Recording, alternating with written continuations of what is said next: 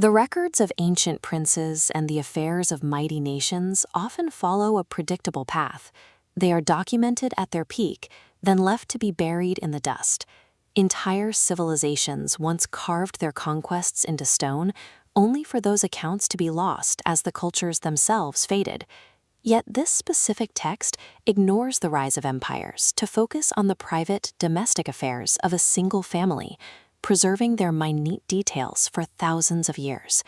The account tracks a man named Jacob as he travels alone into the land of the people of the East, moving toward a destination where his family's history will be recorded. What follows is an account of unequal labor, a deceptive bait-and-switch, and the weight of unrequited love. While the names of the surrounding kings are forgotten, this messy domestic dispute remains the primary record of how this lineage began. Jacob arrives at a well, a central meeting point for local shepherds. A heavy stone blocks the water, preventing the flocks from being watered until all the local groups have gathered. When he sees Rachel approaching with her father's sheep, Jacob steps forward. He rolls the stone away alone, providing water for her flock. The text notes an immediate emotional impact.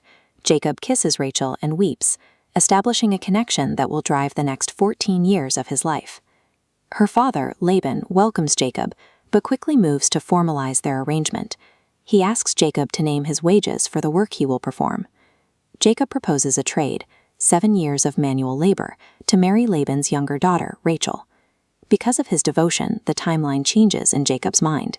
The 7 years of labor are recorded as feeling like only a few days. When the 7 years conclude, Jacob requests that Laban fulfill the agreement so the marriage can take place. On the wedding night, Laban uses the darkness to execute a deception that Jacob does not catch until morning.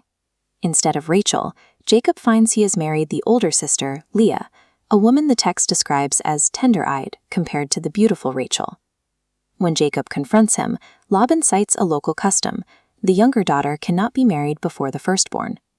Laban uses this loophole to secure more labor. Jacob marries Rachel a week later, but must serve an additional 7 years. This creates a household divided by a clear imbalance.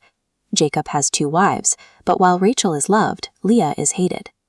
The narrative now moves away from the terms of the labor contract to focus on the children born to the 2 sisters. The account states that when the Lord saw Leah was unloved, her womb was opened, while the favored Rachel remained unable to conceive.